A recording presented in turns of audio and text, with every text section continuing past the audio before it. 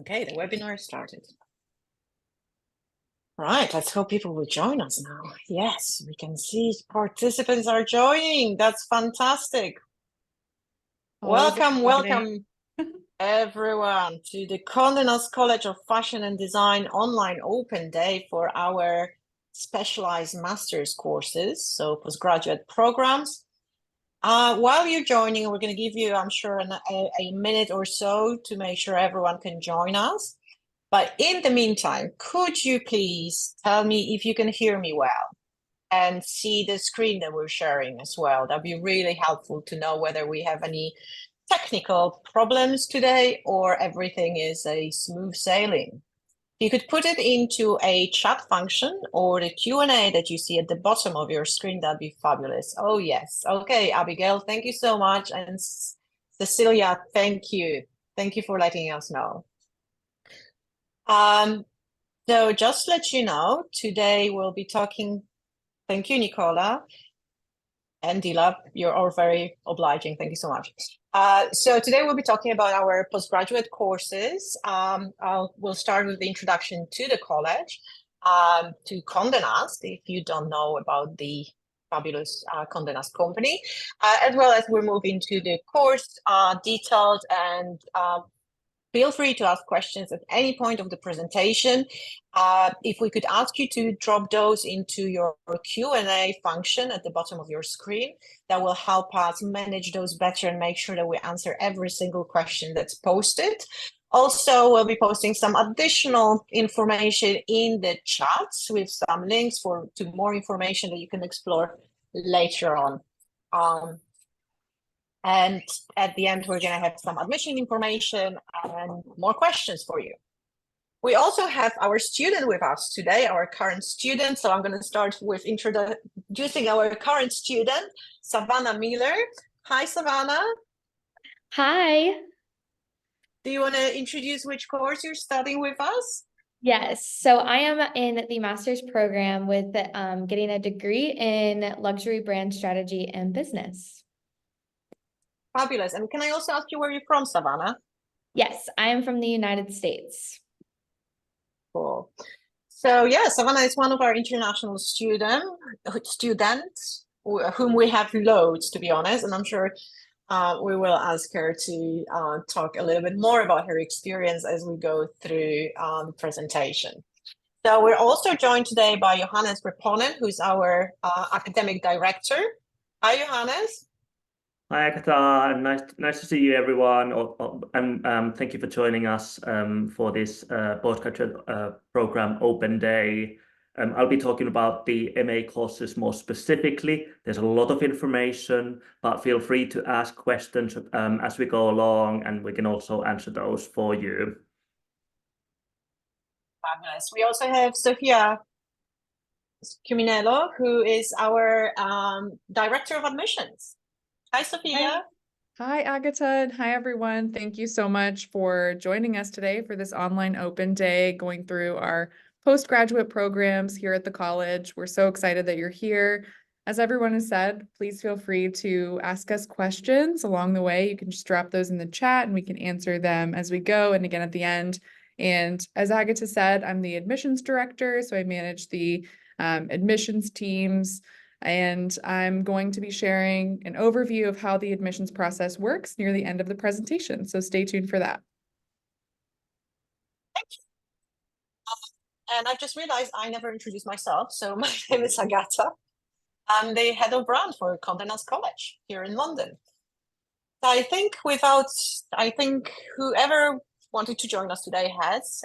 So without further ado, we're going to proceed with the presentation. So welcome to Condé Nast College of Fashion and Design. So we aim to provide world-class fashion education through opening the doors to the unique world of excellence and creativity.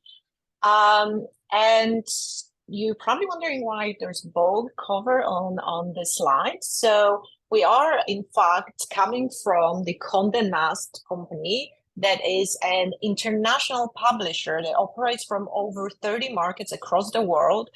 and owns such titles as Vogue, GQ, New Yorker, Love, Wired, Tatler, Vanity Fair, and many, many more. What does it mean for you as a student with us is that we have the access to the latest information, the latest insights on what's happening in those markets, what are the latest trends, what sort of skills will be needed in the future, what sort of jobs will be available in the future in those various places. And we can feed this information directly to you, so you know exactly what's going on. We also have unrivaled access to both the talent that's featured in those magazines, as well as the people who work behind the scenes to create those magazines and to create the business of Condé Nast, the business of magazine and the business of fashion altogether. There's so much more than just producing the magazines. And so what we do is we prepare you to work in that environment, the environment of fashion, fashion media, luxury lifestyles. So who we are, apart from that we are coming from Condé Nast, we have fantastic award-winning academics who each of them has a real industry experience. Either they've already retired from the industry, or they still work with the industry and teach at the same time. So they are very aware and very experienced in what sort of things are actually working, how those academic theories are panning out in the real life. We're also, as already mentioned, we have fantastic industry links. That means we can bring in the speakers on weekly basis into the classroom to talk to you, to talk about how they got to where they are. We can bring in companies to work on projects with you. Our students regularly work on live company projects.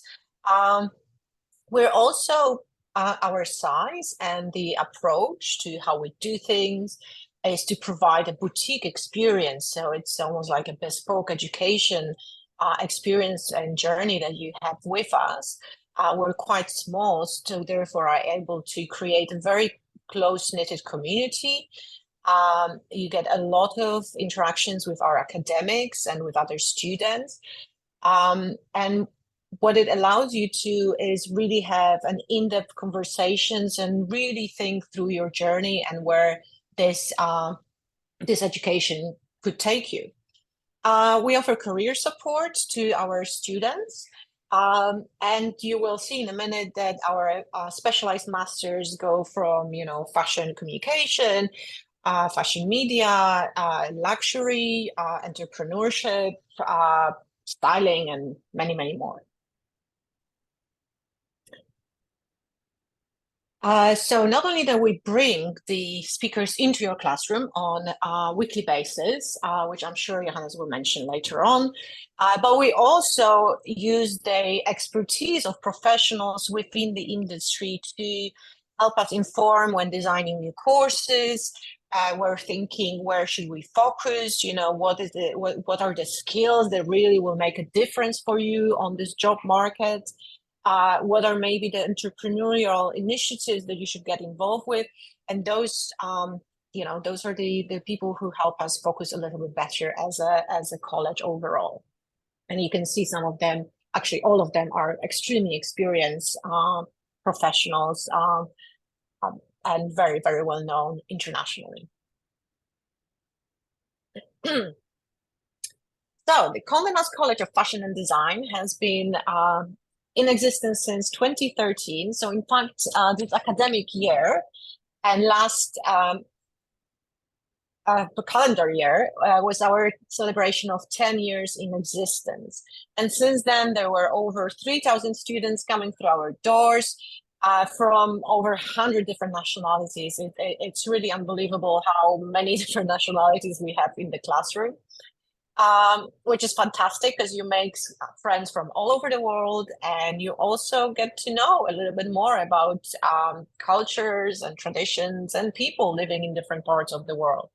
And we currently have 27 programs on offer, and our portfolio, you know, starts from short focus courses, 5-day long. We have also short online courses. We have a summer school. We have kind of 11-week-long certificates, and then of course the foundation, the BA bachelor's degree that is 2-year fast track, and then of course the specialized masters, which are full-time 1-year-long courses starting in September. It's important for those who choose to come that you know where you are coming to. So we're based in Bedford Square. This is in fact the picture of the building. It's a historically significant area, as this is one of the best architecture example of the Georgian architecture within London. So we're based in Bedford Square, which is central London. It is in the heart of Bloomsbury. So for anyone who loves reading, Sister Bronte, we're based here. We have, of course, all the necessary facilities for our students, a number of wonderful classrooms. There's an on-campus kitchen and cafe. We have breakout areas where you can relax and study from. We have great library extending across a number of levels, as well as you, of course, have access to digital resources. And there's a fully kitted photography studio on our campus. This is just to illustrate how it looks like, and you can see from the left there's an entrance, and then you can see the cafe and the kitchen area, the top right hand side, and then the bottom is one of the classrooms. By the way, the picture that you can see on the left hand side in our entrance, not that well visible, but this is actually one of the works of our students. And you might know that throughout all of this presentation, we're using a lot of work of our students to show you what a high quality of work they end up producing while being part of the course. And this is the area. So as I said, it's central London. There's loads to do around here. There's a British Museum around the corner. There's lots of other museum galleries. There's lots of cafes. There's nightclubs. Anything you could think of, definitely accessible within London and within the area that we're in. Very easily commutable to. So you can choose to live either in central London or a little bit outside. So thank you so much, and I shall pass this on to now Johannes and potentially Claire. We haven't introduced Claire before, but we are also joined by Clare Buckley, who is our postgraduate program director. Hi, Claire. So Johannes, over to you. Perfect. Thank you so much for that introduction, Agata. And I think I'll probably reiterate quite a lot of the points that you've already mentioned. And in fact, as you mentioned about, showcasing student work, I mentally went through all the slides, and actually every single image that you'll see during this presentation is work created by our students. It's mostly styling work because it just translates quite nicely, but I think hopefully you'll get a bit of a sense of, we've included some pictures of work created by our journalism students and our entrepreneurship students as well, just to give you a bit of a flavor as to what our students produce.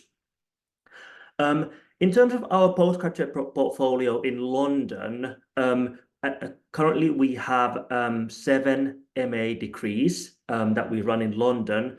And as a side note, it might be useful to also know that we also have we run master's degrees also on our campus in Madrid. Those are taught in Spain, but today we'll just focus on the English language courses, that MAs that we deliver in London. And we divide our MA degrees in 2 broad clusters in fashion media. And if you're interested in fashion media, we have courses in fashion styling, fashion journalism and editorial direction, and creative direction for fashion media. And then we have our business-focused courses that include MA Entrepreneurship, Fashion and the Creative Industries, MA in Fashion Communication, and MA in Luxury Brand Strategy and Business. And these courses are validated with University of Buckingham. So what that means is that we have a validating partner. We follow some of their processes and protocols and quality assurance processes. And all of the courses are taught at our campus in London. but as students graduate, they also have a University of Buckingham stamp on their final degrees. And all of all of our MAs are full-time, one-year courses. I'll talk about the structure in a moment. But we also have one extra MA that I will return to at the very end of this presentation, and that's the MA Luxury Brand Management course, which is a very different type of course. It's a course that we run in collaboration with Richmond American University in London.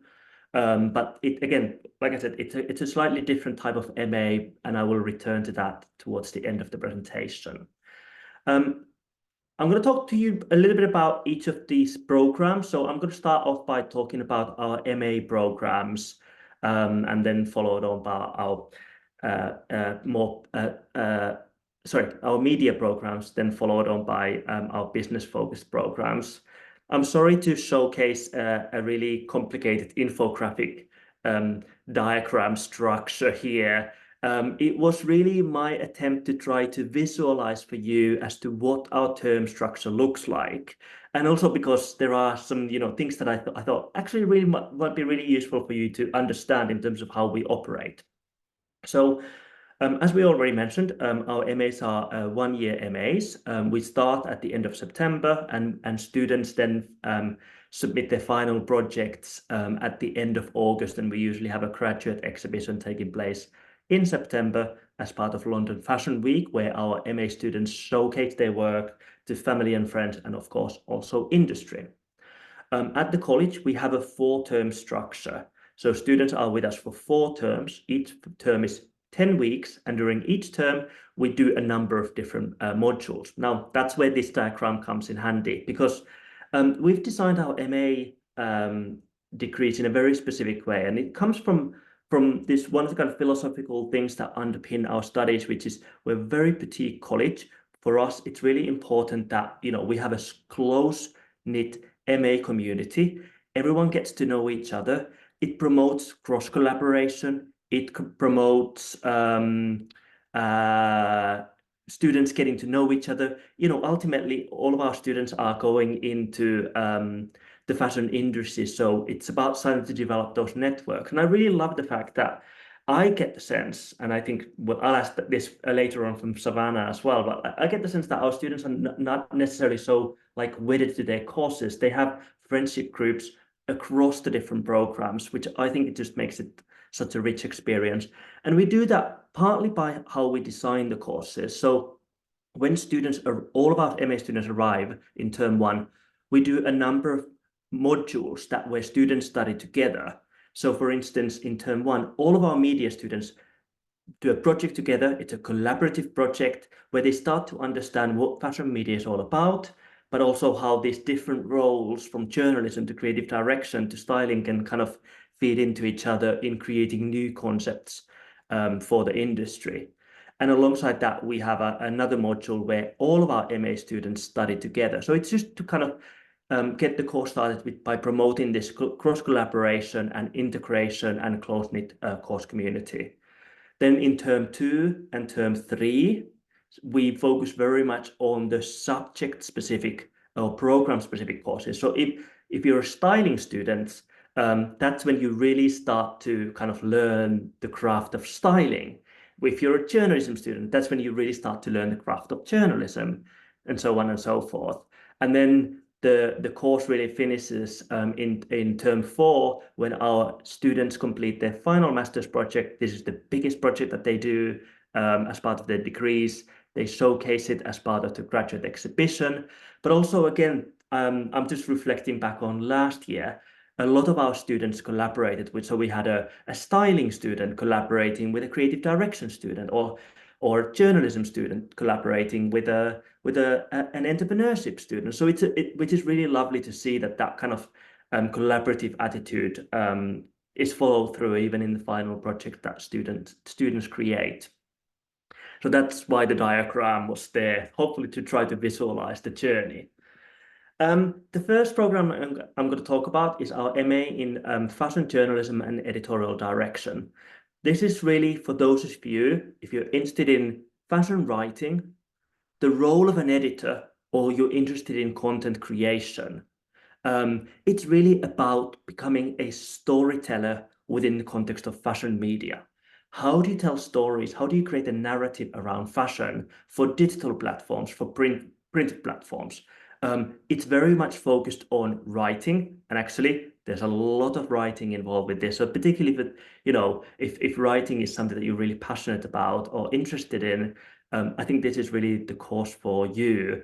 We think about writing, we think about journalism, but also the role of an editor. So in fashion media, there is this, sometimes I think a little bit of a mythical role of an editor. And it's like, what do they actually do?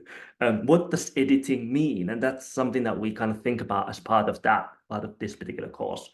And actually, this is a really lovely example of a student work that our journalism student created as part of their final master's project, where they created a whole publication. Literally, they took on that role of an editor, came up with a publication concept, commissioned all the writing, commissioned all the photography. This on the cover of the magazine was a Mariinsky ballet dancer with an incredibly big social media following, which no doubt helped our student, but they did a really fantastic shoot that she put on the cover. During this course, like I said, it's really about kind of preparing for this fast evolving landscape of media and thinking about the role of content creation. Something that I think is really important to think about is with this, and the opportunities I think with this course is that traditionally we thought about fashion journalism as something that belongs to media, but now fashion journalists, editors, content creators, they work for media brands, but equally every single fashion brand, they've got their communications team, they've got their magazines, they've got their podcasts, they've got their digital channels through which they craft stories, and they need journalists who've got a rigor in terms of writing, understand the storytelling, understand how to create a narrative. So in that sense, the job prospects, I think, are much wider than what they used to be. And we're really trying to kind of provide students with skills for that. So how do you research stories? How do you tell stories? What are the ethics around this? How do you understand market? Because ultimately, as a storyteller, you always have an audience, and you need to think about who's there listening, reading, seeing this work that I'm creating. How do you pitch stories? How do you edit stories? All of that, I think, is really the core practices and principles about being a journalist. But equally, and again, comes back to this sort of boutique nature of our college. We're really, and for me, I'm always really passionate about like wanting to support students in finding their voice. So I really dislike the idea of having a cookie cutter approach where the students create work and at the end of the graduate, so everyone's work look the same. Students come from all around the world with different aspirations, different kind of career goals. And for journalism course, we really want to support you in developing your voice as a writer. What position do you take, and what knowledge do you want to cultivate as part of this? And with all of our courses, most of our course titles have got fashion, but I always think it's not fashion with a capital F, it's with a small f, because fashion is such a broad concept. Is it clothing? Is it lifestyle? Is it beauty? Is it an attitude? Is it like it belongs to music? It belongs to interior. So it's quite a broad concept that we try to cultivate. And students work quite often in not just fashion in clothing sense, but creating beauty concepts, thinking about hospitality, thinking about travel as part of this framework. And also talking about journalism, I think it was really lovely actually earlier this week, our journalism students were recording podcasts. So it's not just about writing, it's about telling stories through a variety of different channels. So the images that we have here are actually podcasts that our students have created. So that the kind of contemporary practice of journalism isn't just about writing, it's so much more. And that's something that we really want to help you develop as part of this course. For each course, I'll stop on this slide for very briefly, just to kind of give you some names and references of people who often work with us on these courses. They are guest lecturers, they're visiting practitioners, they might come for a one-off talk, they might come for a kind of like they might work closely with our students, but also just to showcase that, you know, whilst we're part of Condé Nast, we don't just have Condé Nast staff as part of our faculty. We always try to bring in people from different parts of the industry to teach our students, because, for instance, journalism, you know, there's so many different ways to be a journalist, whether it's newspapers, whether it's print, whether it's for brands. And we think that it's important for students to get a quite a holistic understanding of the industry. So with these slides, I'm not going to kind of go through every single person, but maybe some names for you to kind of pick up on, maybe looking into and better understand of what is it that they do. And also, when it comes to education, I always think about education as like just a small chapter in the longer novel that you're writing, or one step on the staircase that you're climbing, in a way that it's like you're probably thinking about master's degree as part of your long-term goals. Like what do I want to do afterwards? So I think it's always important to signpost, like, for instance, with this degree, what are the potential career prospects that you might have? So studying journalism, of course, there are these, you know, you might go and work, you might want to work in media, but equally, as I mentioned, working for fashion brands is equally relevant, because they employ journalists and storytellers and communicators to craft a narrative around what they do. Content creation is really in part, whether it's in media, fashion, or lifestyle context. Journalism when it comes to writing, but also that role of an editor, which is about managing, commissioning, editing, editorial development as well, are potential kind of avenues to explore after this particular course. Moving on, the next course that I'm going to talk about is our creative direction for fashion media, and we've got some films here as well, which is just to showcase the variety of work that some of our students have created, from UX experiences to brand collaborations to thinking about AR, VR, mixed reality type kind of outcomes. Our MA in creative direction for fashion media is really so if journalism was about, it was storytelling through words, this is the storytelling through visuals. So how might you use visual storytelling, media branding, and multimedia production as a way to tell a story about a brand, or about product, or about an experience? And this is the course where we kind of explore those sort of things. It's a highly practical course, where students produce work like the ones that we're showcasing here. And really, therefore, things like technical skills are quite relevant. So particularly for those of you who've done, like, you've got a background in photography or fine art or visual communication or graphic design, you've already got a lot of those tools that are really quite relevant for doing a course like this. And actually, we'll come back to this later. With some of our courses, we do have some requirements that as part of the application process. So for journalism course, we would like to see some examples of work, writing work. For creative direction course, as part of the application process, we ask our students to provide some examples of work, of creative work that they might have done that demonstrate some of their skills that might be relevant for this particular course. But we'll come back to this later during this presentation. So as I said, this course very much about visual storytelling. And during the course, we'll develop those practical visual communication skills, which could be around photography, around user experience design, or graphic design. Really, in order to become an innovative storyteller, and then how do you apply that using things like communication design, interface design, or art direction skills? And in a similar way that with our journalism course, you know, with this course, we're also trying to help you find your voice and also find the purpose for that voice. Because for creative direction, I have a complicated relationship with the title, because it kind of means so many different things. People use it in context of being a creative director for a fashion brand, but they come maybe from a fashion design perspective.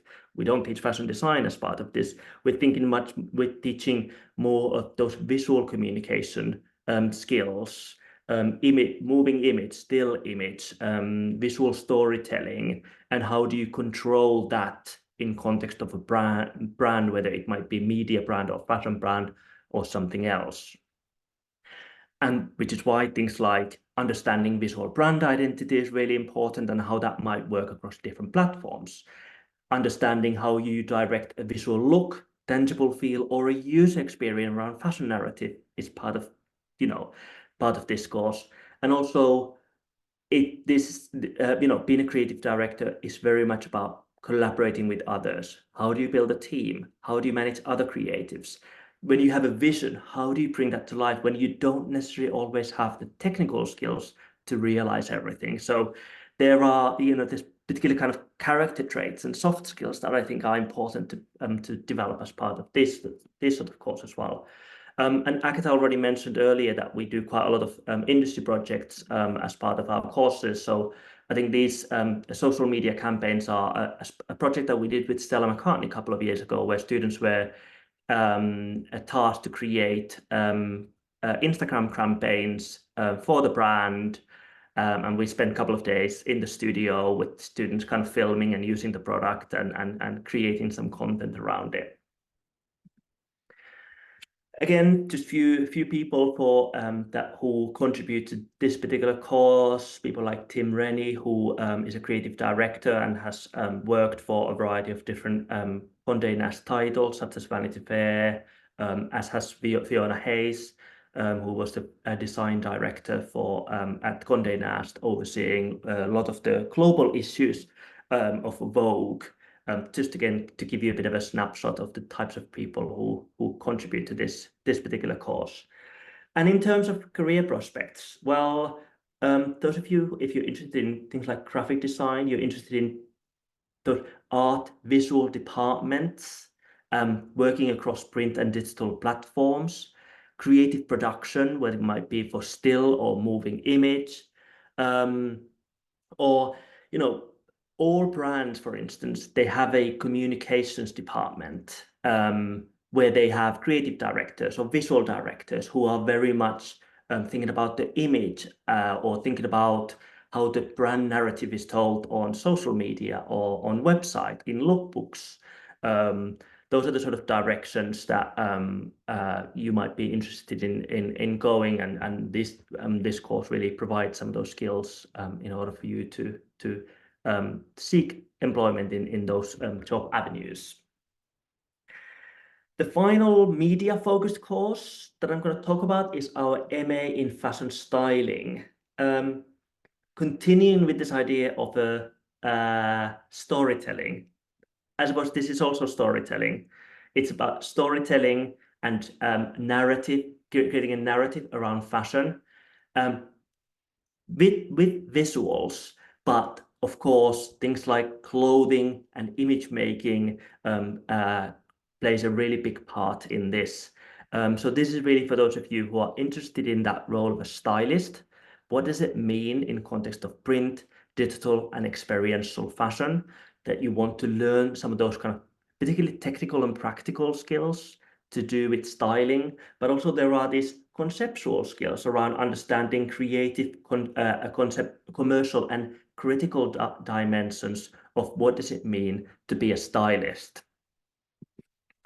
As I already mentioned, again, this is a very practical course where students need to learn skills such as how to develop concept, shoot production, thinking about locations, thinking about how do you deal with designers and PRs. Our students on this course spend a lot of time in the studio just to understand, like aspects about lighting, working with models, all sorts of other things as well. And in a similar way that creative direction is, this is a very collaborative space. So as a stylist, you're never a solo singer or solo artist in a way that you can sometimes as a writer, because writing is sometimes quite a solitary activity. a stylist is always working in collaboration with models, with photographers, with makeup artists, with set designers.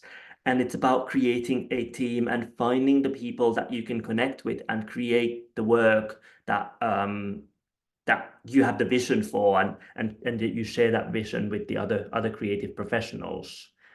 As a stylist, you're often responding to a brand identity or creative brief, and how do you then turn that into a visual outcome?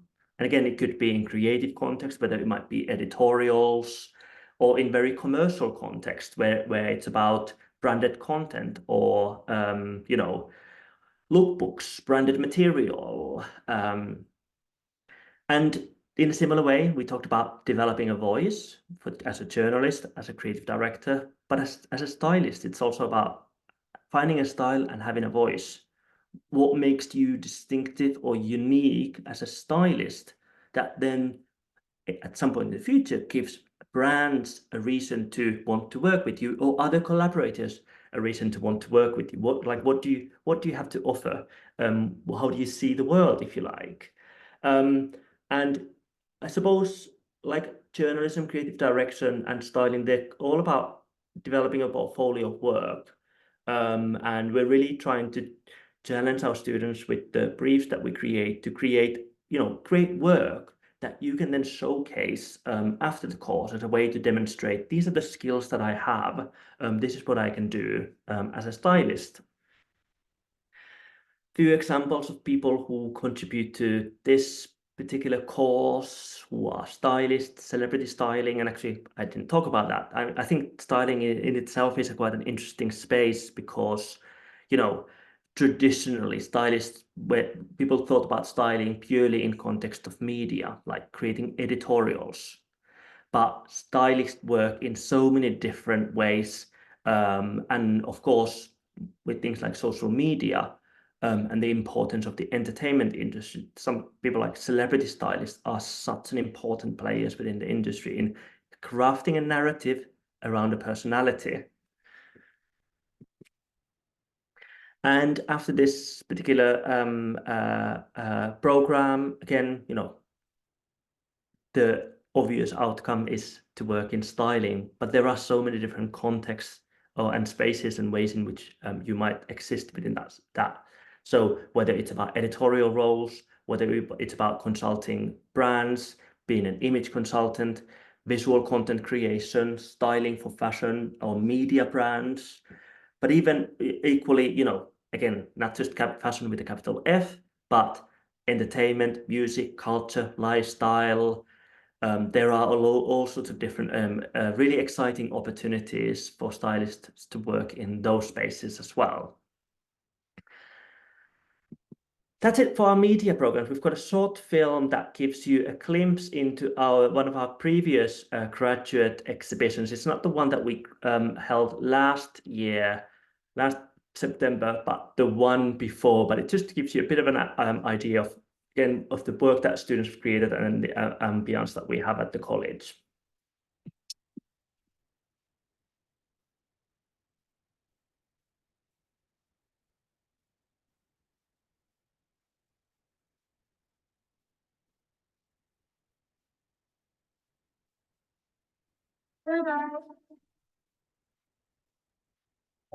Johannes, should there be a sound?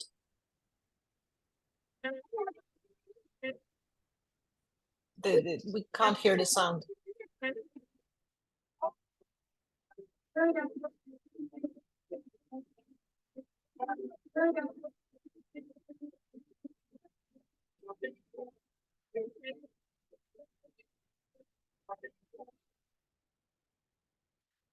Yeah, apologies if you couldn't hear the lovely music that we had on the background of the video, but at least hopefully it gave you a bit of an idea of the student work and also the ambience at our graduate exhibitions. Again, that was a sneak preview of that final stage of the course where students exhibit their work for industry professionals as part of London Fashion Week.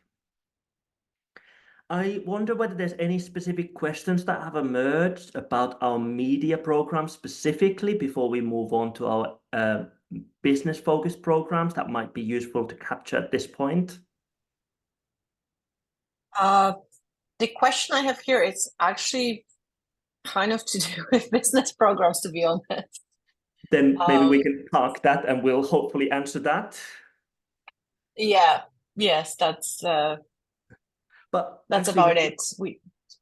Maybe it would be useful to know what it is so that I can then weave it into the narrative and respond to it. Yes, the question was if we could explain a difference between the MA Luxury Brand Strategy and Business and MA Luxury Brand Management.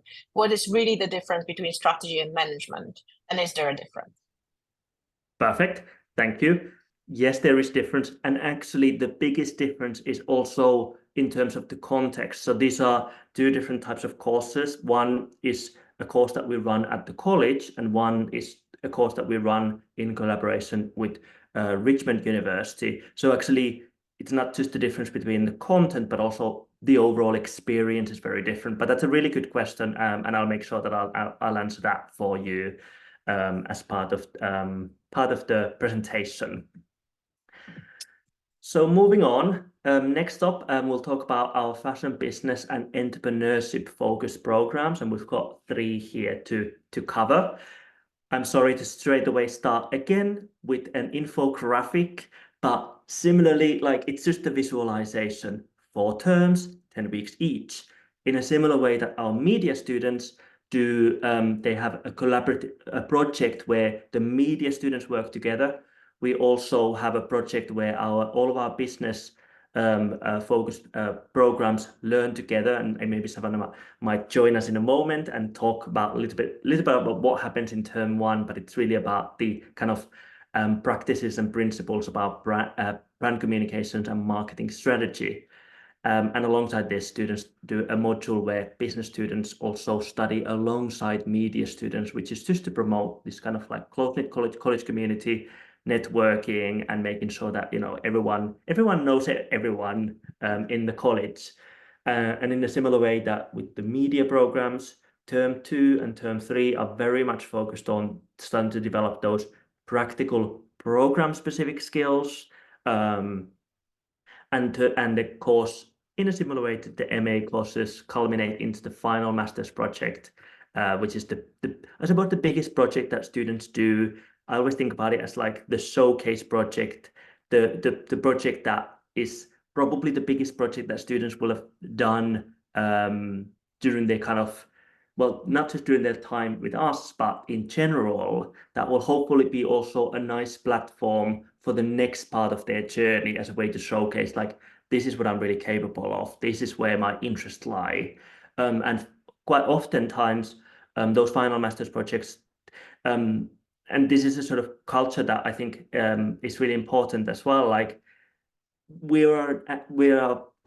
this is an MA degree, so there's an academic context to this. But I always like to think about like the final master's project in a much more entrepreneurial way. So instead of being like a sort of project that you do at university, like how might this project become the launch pad for the next part of your journey? And a lot of our students have started projects that they continue to run even today. It's turned into a project, a business, a side hustle, or, you know, just a kind of like a creative endeavor that they continue to work on.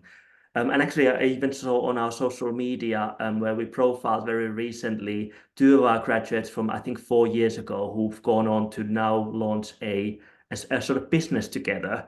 And I think some of those kind of initial conversations started as part of the final master's project, which I think is really just a really great example of using that opportunity to enhance your career and think about the next steps.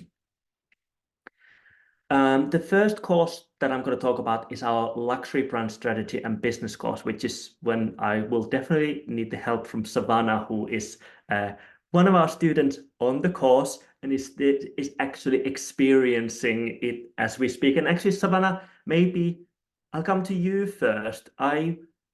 Sorry to like if this is a really big question, but how would you describe what is that you're learning on the course? That is a really big question. I definitely think we're learning a lot about the business of luxury in general and how we can future-proof the industry. I mean, our world is constantly changing, so it's learning the ins and outs of structuring a luxury brand, like it says, brand strategy. You're kind of working through marketing, working through brand, but also understanding the business as a whole. So it's not just focusing on marketing and branding, but it's also focusing on the finance sector, focusing on the creative sector. So you really get a in-depth experience of every single vertical or operation within the luxury industry. And do you want to mention some of the projects that you've done so far in term one and also what you're currently working on? Yes. So in term one, we were tasked to create a marketing and brand strategy for a business. So I got to select my own business, and I got to work with the company and actually create a new marketing strategy for them, which they're actually going to be using, which is really exciting. And then on top of that, we were in a critical research class, so understanding consumers and why we make decisions and understanding how we as business professionals can really impact and get the consumer in the door. And then this term, we're working on a case study where we're understanding the socioeconomic issues that are impacting not only the fashion industry, but also the luxury industry, and then developing a case study on what brands are currently doing within the luxury sector, but then also how we can position them within the next 10 years to make sure that they continue to be successful. So it's definitely a lot of work, but it's definitely worth it. You're learning a lot. You do a very good job in explaining the course. I feel like you've summed it up better than I would have pitched it. Thank you. Which is actually also good at, therefore communication skills, pitching. Are important. Whilst I've got you here, I said earlier about the fact that we've got a close-knit college community, and I always get the sense that like students also, they're not sort of like siloed within their course clusters, but actually I always like to think that there's hopefully lots of friendship groups that go across the different courses, but I just want to make sure whether that was accurate or what your perspective was. Yes, I would definitely agree that that is the case. It was nice in the first term, you're within either the media and creatives cohort or the business cohort. So I got to meet a lot of people from entrepreneurship, but also from the other side of creative direction. And I can definitely say that, when you're passing in class or you're working on projects together, we're definitely a tight-knit group of people, but you meet people from all over the world. And my closest friends are from the creative side, so I wouldn't have been able to meet them if it hadn't been for coming to Condé Nast. Good, thank you. Sorry, that was good too, because that's just the perception that I always have. But yeah, and that's what I see in the college as well. But it's always good to get a confirmation about that. Thank you. I might call on you a little bit more later on your expertise, but I think Savannah perfectly summed up what our luxury brand strategy and business course is all about. It's really about understanding the world of luxury and how do you understand the business side of it, and how do you strategize around that when it comes to things like marketing and communication, and all of that is very much underpinned by things like understanding the brand, understanding the market, understanding the audiences, but also having this. I think Savannah said it in a really nice way, which is like, how do you future-proof things? Which is not just thinking about what's happening now, but thinking also what's coming up next. How various different things that are happening in the world having an impact on, for instance, luxury shoppers or their consumption habits, their preferences, and how do things luxury brands, for instance, respond to that as part of their their offer. Also, I think Savannah perfectly captured the fact that we're often thinking about this real world scenario. So real life industry case studies, industry examples, and actually next term our luxury brand strategy and business students do a live industry project where we've got an industry client who comes in and sets a brief for the students, and students present to the industry partner at the end of the term as well. So it's kind of getting that experience of like working in those real industry scenarios and going through the motions of what you would do if you were working for a brand. I think term one is very much about developing understanding of branding, marketing, communication skills. Term two builds on kind of more about understanding the business of luxury. Term three is about applying that knowledge in a real industry project. And then term four is when students you do their final master's project, where it's becomes much more self-directed, and students start to apply their skills into areas that they are interested in. And actually, one thing that is maybe really useful to note at this point is that unlike most of our other courses, this one doesn't have the word fashion in the course title. It's luxury, brand strategy, and business. And we have a lot of students on this course who don't just want to think about fashion, but they are very interested in lifestyle, travel, beauty, wellness space. And we've had a lot of really interesting kind of projects that students have created in all of those different spaces. I think the example we have here from a student a few years ago who was interested in jewelry, and fine jewelry particularly, and kind of created a whole project for that. Few examples of people who contribute to this particular program. Ruth Marshall Johnson, who's our kind of lecturer and really focused on futures research, is running, I think, the business of luxury module at the moment. But again, we get people from different contexts contributing to this particular course, as we do with all of our other courses as well. And in terms of the career avenues or prospects, I think this is really for those of you who are, I think, first and foremost interested in that luxury space, but particularly in roles within marketing, PR, promotions, communications. We've had students who've gone on to start their businesses afterwards as well. The world of luxury, I think, also exists in other spaces as well, like media. Condé Nast is a perfect example of a luxury brand. It's just that it happens to be in the space of media.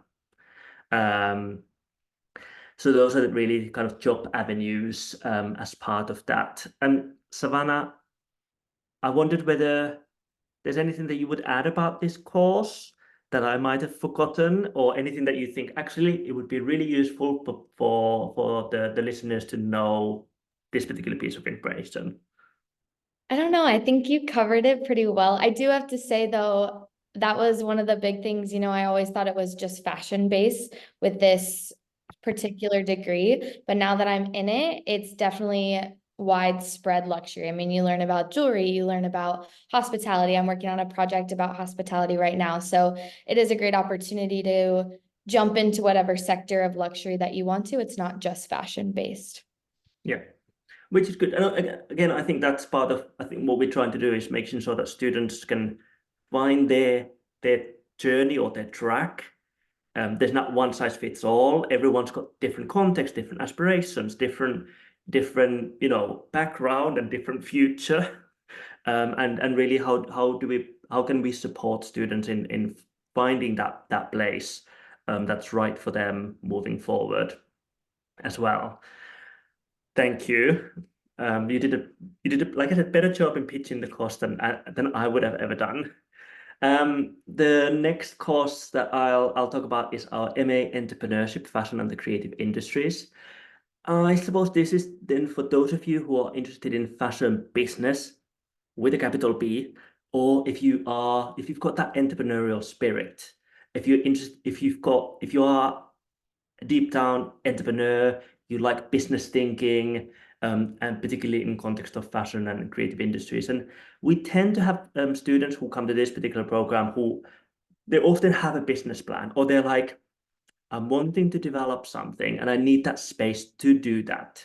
And when we designed this course, we designed it's not quite a business incubation course, but it's really the course is designed to take students to this journey of creating a business. So understanding branding and marketing, principles, understanding business theory and practices, moving on to things like business planning and the financial sides of it as well. You know, how to do a 1-year financial plan, how to do a 3-year financial plan. And then the course really culminates into where students create a 3-year business plan and realize aspects of that. And that can be sometimes students who have business ideas, that's when they use that opportunity to create a business. So for instance, the image that I have in here is from our student Mathilde, who went on to her final business plan was a jewelry brand. It was all about using recycled gold, lab-grown diamonds, which she then went on to found. And it, you know, I think she's had pop-up shops with Selfridges, and she's had loads of really great press coverage. So it's a really great example where that business can really come alive. But equally, it doesn't, you know, even though this course is about taking through that journey of creating a business, that doesn't mean that a student on this course would have to start that business afterwards. Students have created loads of hypothetical business ideas, and sometimes they kind of put it aside for a few years and they might start it up again. I know a couple of the last year students are continuing to develop their business ideas with the view of launching it later on, or it's that going through that motion of researching market, positioning the business, understanding the business logic, creating a business plan, doing the finances. And through that process, you learn a lot of these skills that are really important in loads of different aspects of fashion business. So, you know, being a director for a brand, or working in business development or business innovation, even, you know, branding, marketing. It's those kind of the very, I would say, hardcore business skills that are incredibly valuable that students develop as part of this course. I think I pretty much went through this slide already, the information on this slide already in my introduction. But again, maybe just to briefly recap the journey, which is, you know, that we try to take students through, is the idea of, you know, understanding customers, because that has to inform all business decisions, understanding branding and marketing and communications, getting students to think about who they are as entrepreneurs. What are the values that underpin that? How do you vision yourself and your potential kind of business venture? To thinking about the financial side of things, creating a business plan, and like I said, then how do you pitch that, and how do you visualize that? So as part of our final exhibition, our students often showcase not just their business plans, but aspects of the business that they've kind of actually realized, whether it might be, you know, visuals that you see on these slides, or creating some product samples, or, you know, they might create websites that start to tell the story around the brand. And this is where students often also collaborate with things like the creative direction students or luxury brand strategy students as well. Few people again to see, so you can see the types of people that contribute to this particular program. We try to bring different types of entrepreneurs to work with our students on their projects. And like I said, you know, some of our alumni have gone on to launch their businesses, or they work in those sort of roles where entrepreneurship and business leadership, management type positions as well. And I already talked about those entrepreneurial traits that are really important in loads of different aspects of the fashion industry as well. Now, quite last but not least, but this is the last of our MA courses that we teach at Condé Nast. We've got then one final course to talk about, and there was also a question around this as well. But we also have MA in Fashion Communication. So this is really, I suppose, makes partly a full circle. So we started off talking about creative direction, journalism, which was all about storytelling. I think MA Fashion Communication is about storytelling. It's about brand communication and strategy. It's about public relations.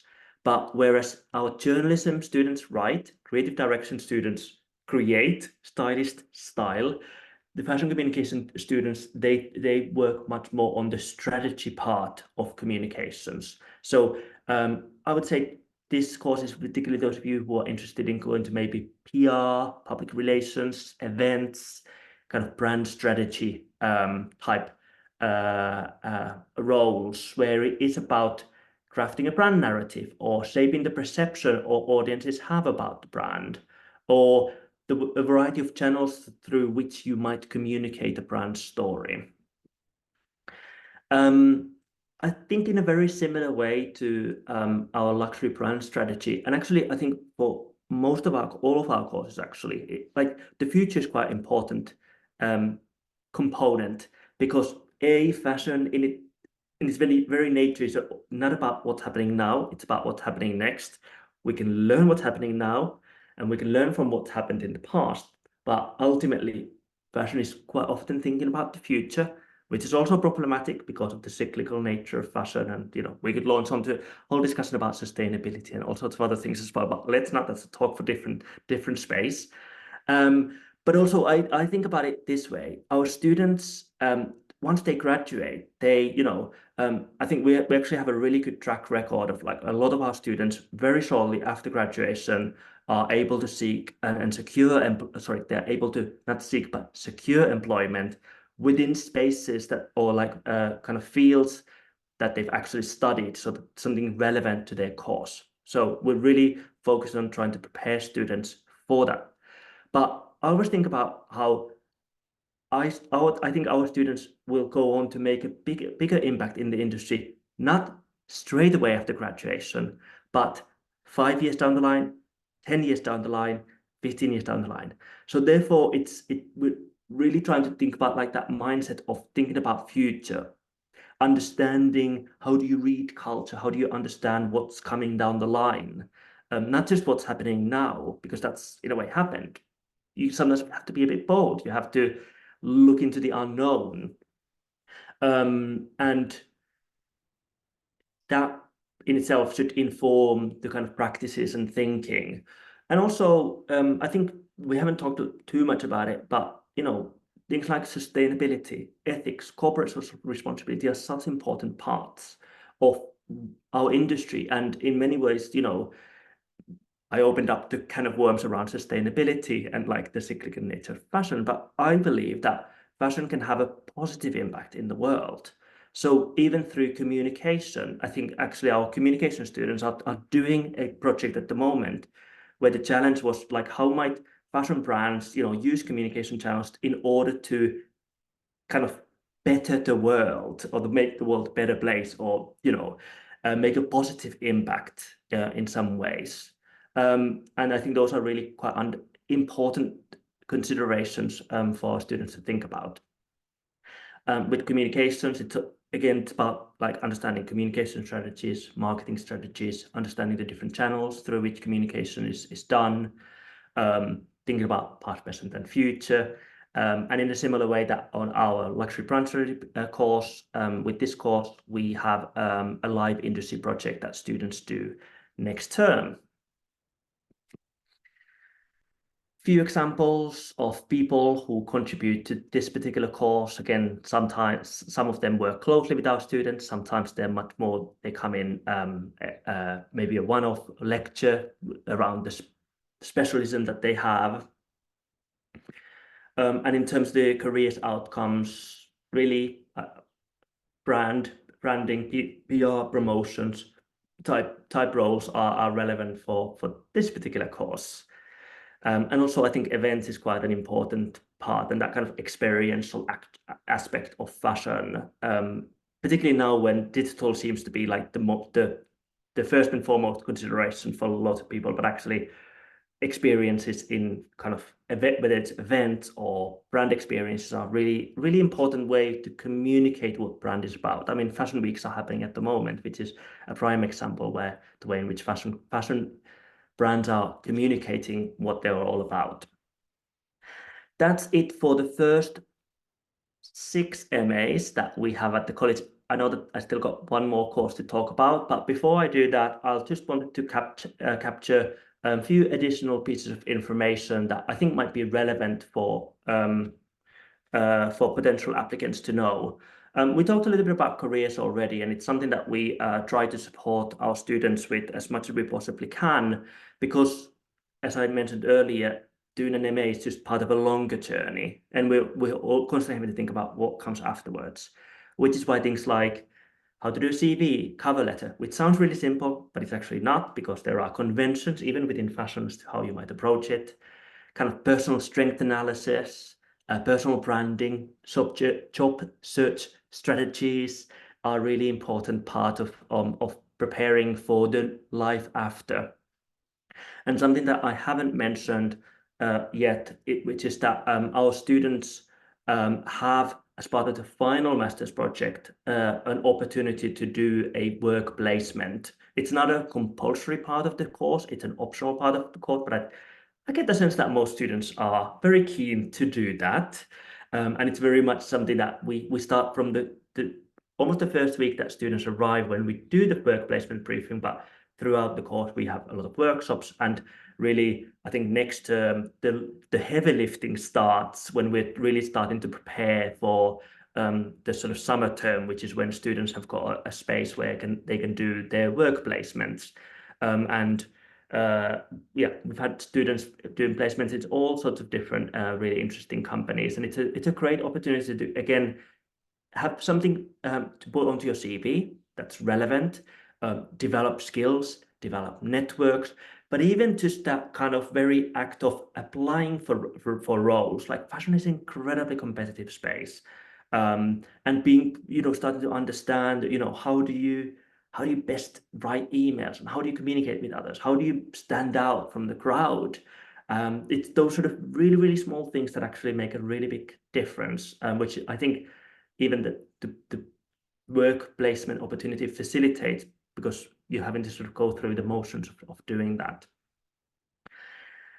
I wanted to mention a few words about visual communication, which is also something that I think as an underpinning skill is quite important. Like, I'm always amazed when I look at the work that students create, because it looks really professional, it looks polished, and we're trying to term by term support students in building those skills in how to present their work in really dynamic ways. And it's not about making things look pretty, but like, how do you navigate information? How do you make it dynamic? How do you make sure that readers capture that information quickly? It's about understanding a little bit about branding. So kind of tools like InDesign, Photoshop, Illustrator, even a little bit of Premiere Pro and Rush, which are their video editing tools, are something that our students start to develop skills in. And I always say this on the first week, we're not trying to train our students to become graphic designers. And the likelihood of you using these tools loads in your life after are very slim. However, fashion is it's very much a visual phenomenon. It's about appearances, it's about looking polished, professional, presenting work in a brand appropriate manner. So it's developing skills and developing an understanding of importance of visual communication that also you learn through using these particular tools. And actually, we've heard from students where they've said, they've gone to start a job, and actually they've become really valuable because they had these skills and some of the other people within the company didn't have. So I always think, like, even for CV, I think it's a really, really important addition to have. Another thing that I wanted to very quickly mention is that at the college we have a talk initiative which is called Vogue Education Presents. It's a series of talks that take place at the college every week during the term time. Not quite every week. Towards the end of the term, we don't do them, because that's when students usually get quite busy with their course assignments. But we think it's important to create a space once a week where the whole college is invited to, where we can bring really interesting people from the industry. Sometimes they're really big names. Sometimes they're names that might not be household names or recognizable, but they're working behind the scenes and doing really important and interesting work. And really what we're trying to do is to expose students to a variety of different industry professionals, industry practices, ways of thinking, ways of doing, but even also developing their network. So we've had a lot of lot of examples where, you know, we've had somebody from the industry come in and talk to our students. A couple of the students have approached them afterwards, and it's led to, I don't know, a placement, even job role. So again, that sometimes I kind of, the word networking is a bit difficult because sometimes it feels something really formal, but it's about meeting people and making an impression and getting to know and practicing your skills of presenting yourself as well. And also what's really nice is that our Vogue Education Presents initiative is partly also student-led. So we have students who take part in this initiative in helping with things like social media and art direction and PR, and even with hosting. So we quite often try to think about ways in which students can get part in the college life and develop further skills. Similarly, I don't think we have slides about it, but some of our students take part in societies. I saw something's happening next week, which I put into my diary, and I said, okay, maybe I'll need to go to that. And also we have an editorial team. So if you go to our website, you'll see some articles in our editorial page. All of those are written by our students. So basically for students who like writing, it's a really fantastic opportunity to start writing, getting published, honing your voice, and also getting some experience for your CV. And just to give a quick snapshot of a few of our alumni and what they've gone on to do. But like I said, it's just a snapshot of few individuals. And we quite often bring alumni in to come and talk to our students of what they're doing now, and also help to kind of create those networks as well as within student communities. One more slide from me, then I can pass on to our colleagues from admissions team, and just to close up about and to tell you more about our MA Luxury Brand Management course. And I remember there were some questions around this particular course as well. So whereas the 6 MA degrees that I've already talked about, those are courses that are the students are registered with us at the college. All of the classes happen at the college. Our MA Luxury Brand Management course, which we operate in collaboration with Richmond, the American University in London. One of the big differences, not just in the kind of course content, but these students are registered at Richmond.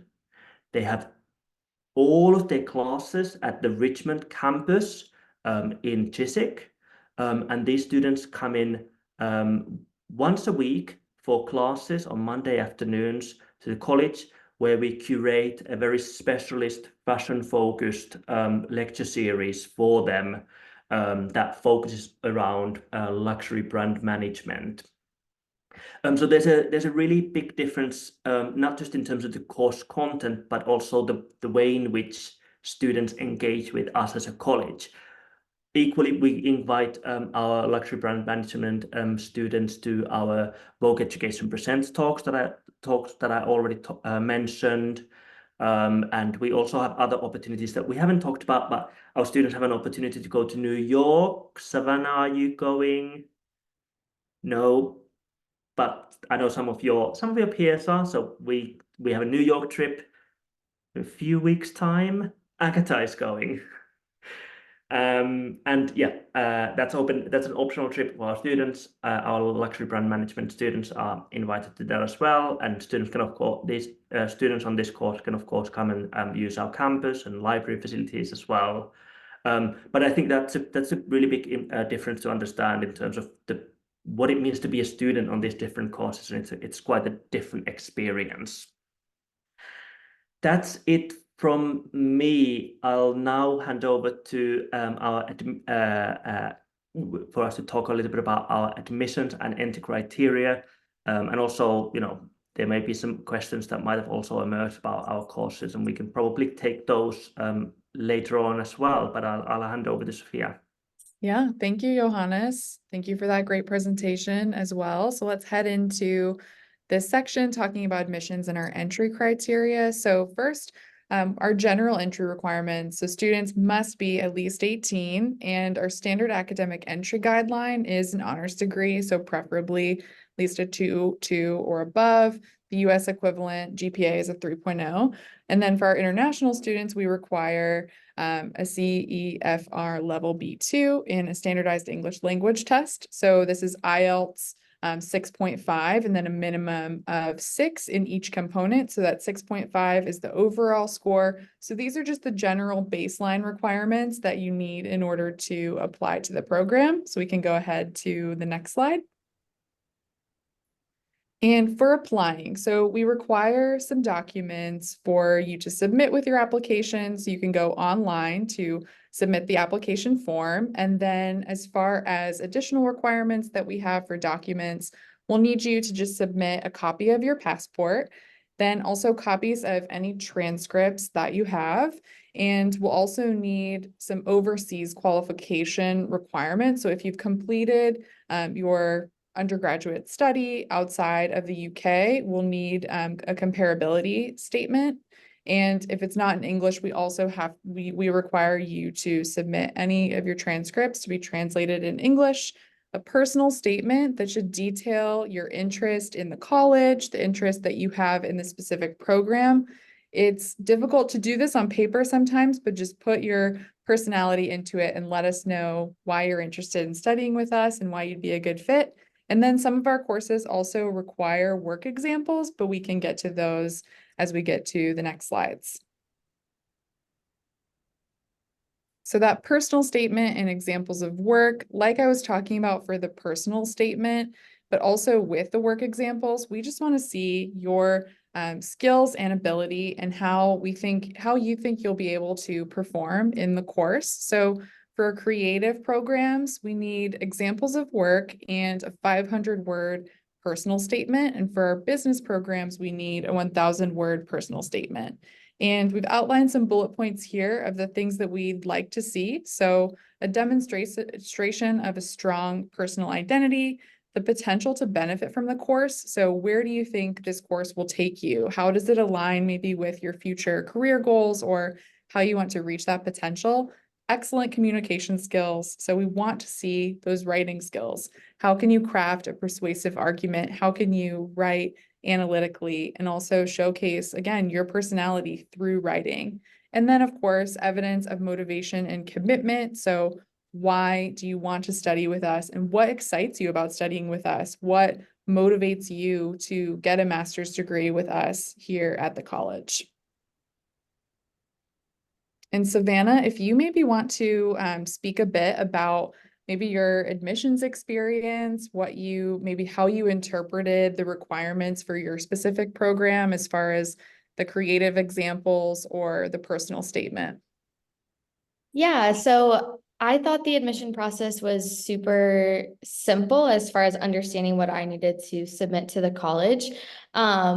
I had a really fun time actually writing my personal statement just because my career choices, I'm a little bit older than most master students. I'm 27, so I'm not exactly coming from an undergraduate program, but I have work experience. So it was fun to be able to tailor my work experience into a personal statement, but also have you guys understand an understanding of why I'm wanting to switch careers. And so that was really nice to have that opportunity to be able to explain that to you. I was really grateful. I was in the business sector, so I didn't have to submit any work.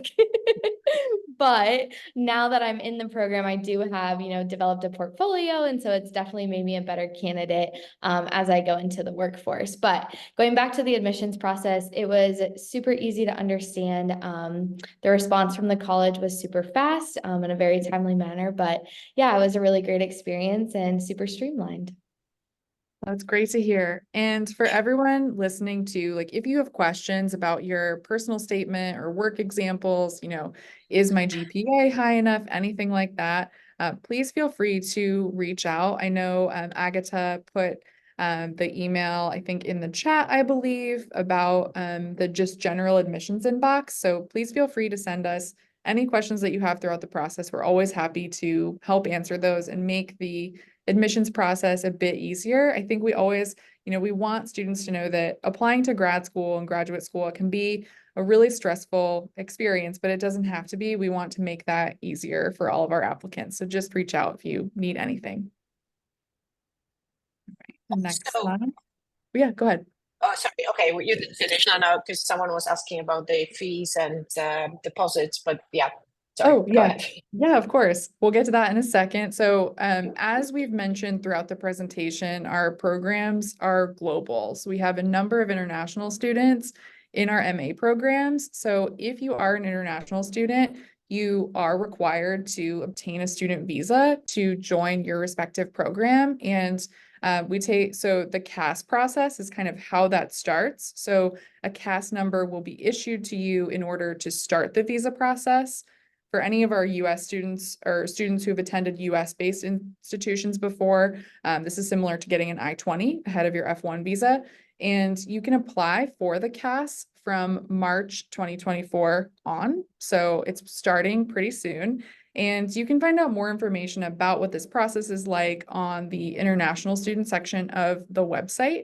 And then we have some information down here too about immigration history and work rights. So if you do want to work part-time as an international student during the program, it's 20 hours a week part, just ask us about that. But our visa compliance team, they're really good about getting back to students and helping students throughout the process. Rob and Laura are always available to answer those questions that you have and just give advice pertinent to your specific situation. And then as far as timeline goes with the visa process, you should allow 4 to 6 weeks for your visa application process. And again, just be on the lookout for emails from our visa compliance team who will help you along the way with anything that you need. And then here's that email again. Be sure to take a screenshot or write this down. This is our general admissions inbox, and my colleague Alex is really good about responding and getting back to everyone in a timely manner. So just feel free to email us if you have any questions.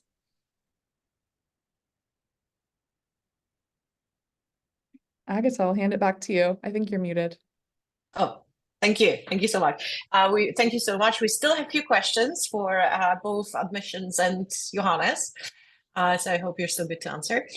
So Johannes, I know you said you'd get to this later, but is there a link between the strategy business versus management MA degree? Okay, I think you have answered this question. So I think you were good. Sorry, just looking through those. Right, there is Cecilia who's looking for additional advice as she's finishing her journalist degree, but find the marketing and business world so useful and interesting for my future. Would you recommend taking the MA Luxury Brand Strategy and Business as a follow-up? Difficult question without knowing a little bit more to it. I think to me it feels like this may need a follow-up conversation. I think what's useful to know is that you don't necessarily have to have a very kind of straight linear kind of background or like trajectory through what you're doing now to what you're doing next. And I think that's partly what the natures about the degrees that we have. So we do have some of our courses like journalism, creative direction, styling, where I think with those ones, there are some, for instance, technical skills that are really important for students to have in order to be successful on the courses. But equally, we kind of understand that we have students who come from a variety of different contexts. We have people who've studied law previously, people who've done, well, nothing to do with fashion necessarily. We have some students who come from fashion backgrounds, and that's fine. We all have different journeys and different ways to get to where we need to be as part of this kind of analogy of we're on a journey. This is just part of that journey. So don't feel kind of, it's not necessarily a bad thing to have a degree in another type of field. Whatever you've studied, there's a lot of transferable skills. Like journalism, straight away, I'm thinking about rigor when it comes to research, writing and pitching skills, communication skills are probably going to be really strong. So what you want to probably develop is more fashion-specific understanding, more business and communication type knowledge. So it's about being able to also, as part of the application process, explain of like, you know, what are the skills that you already have, what you want to develop, so that we can help you through that journey.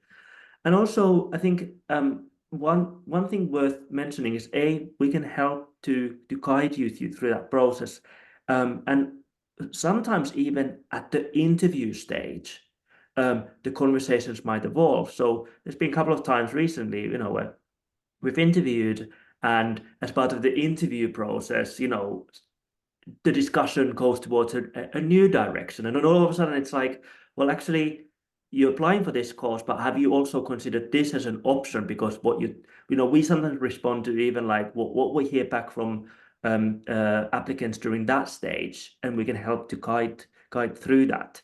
So again, I don't know whether that really directly answers the question, but hopefully gives you some ways in which you can navigate and make those decisions. And ultimately, I think I would think about, what do you want to learn, and journey. So where are we heading towards? And what course do you feel would help you through that journey to get to that space? Thank you, Johannes. There's another kind of similar area question, I'd say. So it's from Matilda, who's she's already done a marketing degree to a oh, sorry, I don't know if that was to a master level, but she's done a marketing degree, and then she'd like to continue, develop further her knowledge, not stagnate. What would you recommend as a master's, as a follow-up from her marketing degree? I suppose, again, what are we heading towards? I know it's difficult if you're like, Yeah. I could go that way, I could go that way, I could go that way. To be honest, she has mentioned in the second question, she has mentioned about the brand strategy and business, whether, you know, that would provide like a deep dive into marketing, or is it just an overview? So maybe it's in connotation with that course potentially. Yeah, that could be. And also sometimes it's like we have students who like maybe have studied something that's relevant within the field, but when you start to apply it to fashion, it becomes something different.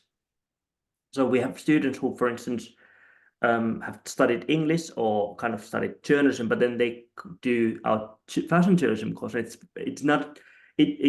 as well as developing writing skills. It's about like developing knowledge about fashion, like the opportunities within that space, the different channels through which you can communicate. So, you know, creating work that's relevant for that space, developing networks and connections. So you can think about these courses as building blocks based on or sometimes I also think about toolboxes. Sorry, I've got a lot of analogies for different scenarios, so sorry. But toolbox, what do you already have in your toolbox? And what are the additional tools that you need in order to access the next stage in your personal and professional journey?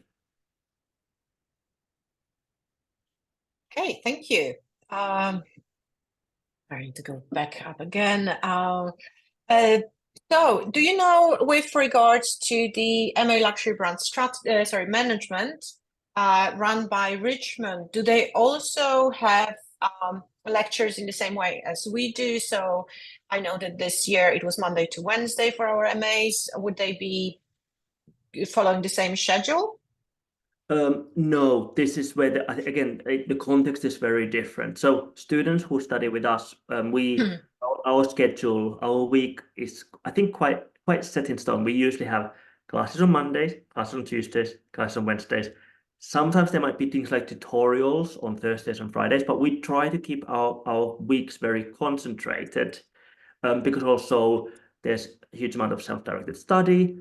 Some students might have part-time jobs. There are other life commitments as well that need to fit around education. So education, in a similar way that job can't be your whole entire life. There's other things that you need to manage around. So that's how we try to help students to manage that.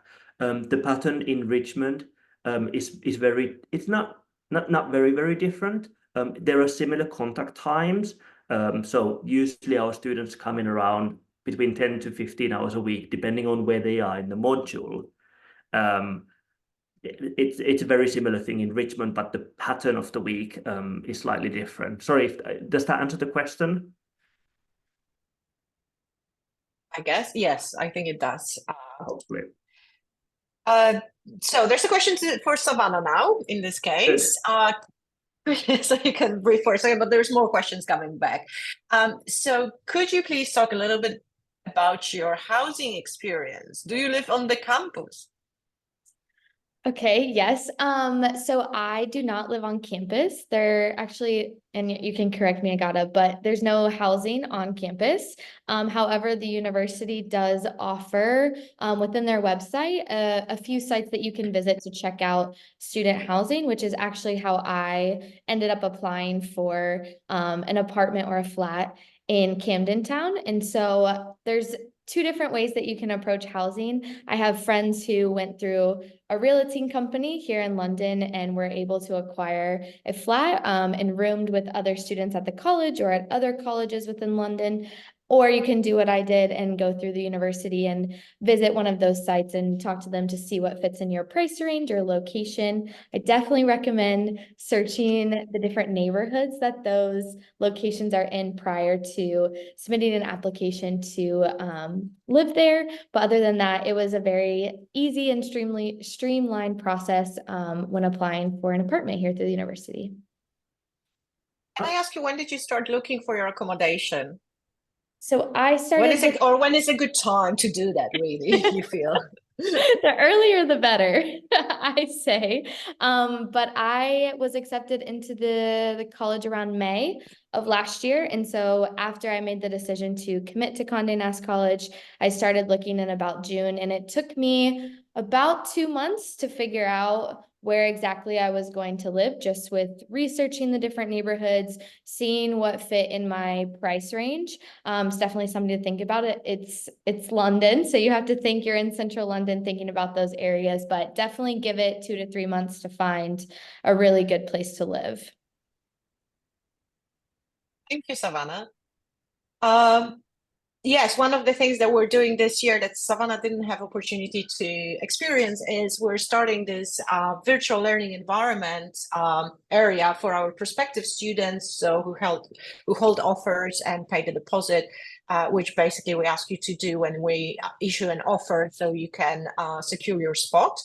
And once that happens, we open the group to those students, so you can get to know each other, make friends, and perhaps try to find accommodation together and share it together.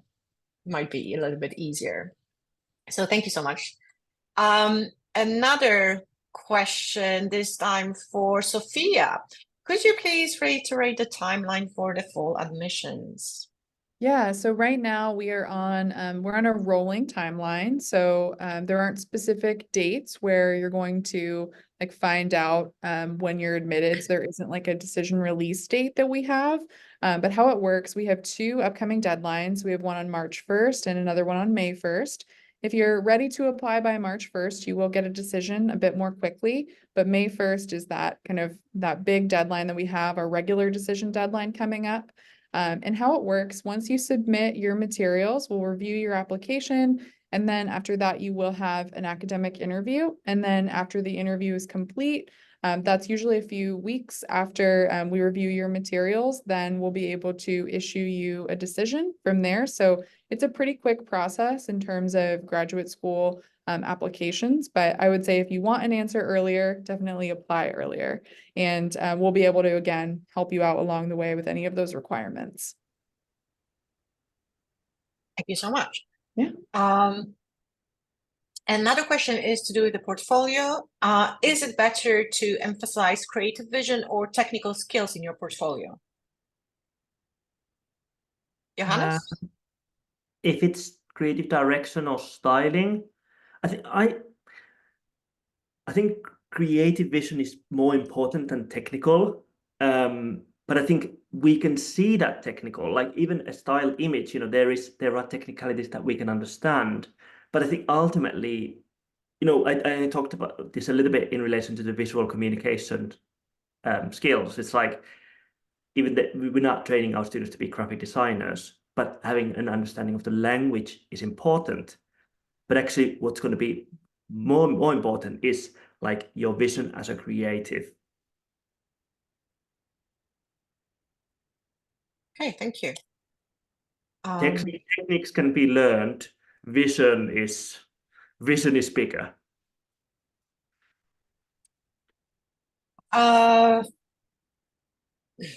Any advice on deciding between the two creative programs? Unfortunately, none of the programs were named, so it's a little bit generic question, but hopefully. I think you need to think about the journey. What's the bigger goal? And also, I think it's worth emphasizing that I'm coming back to my toolbox analogy now. I think that in the different courses, you learn different skills that you put into your toolbox. But that doesn't mean that like those journeys are so linear that I presented. We've had students who've studied journalism, who've gone to do PR. We've had, I think there's a huge amount of flexibility within the fashion industry, and it also depends on what you studied previously, what you like as a personality, where do you place emphasis in terms of your study. So don't think about those journeys quite so linearly, but ultimately it's during that 1 year that you're with us, potentially you're developing specific skills, specific type of work, specific type of expertise. Now, what are those expertise that you already have, and what are the additional things that you might need? Maybe a way to start to think about what's right for you. And again, I would say even if you're applying for a course, even at the interview stage, personally, the interview word is like not always the right one, because it sounds like we're interviewing you, but actually to me it's like a conversation stage. And even at that stage, if we kind of feel like actually you would benefit from another course, we might make a recommendation to you to say, actually, you're saying these sort of things and it feels more relevant for this space. And sometimes students are very like, actually, they have a very clear idea of what they want to do, and that's fine as well. And sometimes students are really open, and then we might give them some time to think about it and look into other courses and options as well. But we want to make sure that our students are on the right courses. And that's why we try to support as much as we can as part of that journey. Thank you so much. I'm going to pose this question. They're asking me about how I don't really understand this question fully, but I believe it's about the fees and what do they pay at what time. So the way it works, there is no application fee. When we give you an offer, we would ask you to accept the offer, to basically to pay the deposit of £3,000 in order to accept your offer. And then your spot is secured for you at this stage on the course. And then before the start of the course, depending whether you're an international student requiring a visa or whether you're a home student who does not require a visa, you will be asked to pay the first installment of your first year fees, so of your MA fees. If you're a UK student, that would be around roughly 6 weeks before the start of the course. That would be around somewhere of the 15th of August. However, if you're an international student, we would ask you to pay your first installment before we start issuing your specific CAS number.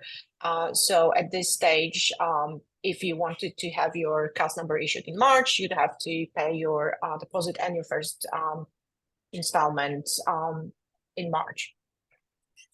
And then the installments there are 4 installments per year, and they're roughly equal. And we do have the schedule provided with an offer letter. I do not remember it from the top of my head, unfortunately. Okay. There was a question if you can apply to more than one course at a time. I don't know, Sophia, if you want to answer this question. Yeah, of course. So we definitely recommend applying to one program. And if you are considering more, I would say kind of like how Johannes said in the interview process or in speaking with faculty, sometimes they will recommend another program based on your answers to the questions or where your interest seems to lie. So that might happen where if you also are interested in more than one program, you can let us know, but we do recommend keeping your application to just one program. But I don't know if anyone has any examples of, if you've known students in the past who have applied to multiple programs. We haven't seen any, I would say, this year who've applied to multiple. Yeah, we do get students who apply to multiple. In the past, we advised to just apply to one and just plug it with us. What is the other course that you might be interested in, just to make sure that you don't have multiple profiles created on the system, because then it gets a little bit confusing. And yes, it's always a good time to raise it at the interview stage if you haven't before, because you usually would have your interview with the program director or with Johannes, who's the academic director. So they're really in the best position to advise and to discuss any courses that we have. Can we get a copy of the presentation? Yes, you will get the recording of this presentation today. It will also be published most likely on YouTube, so you can always go back and watch the whole thing again.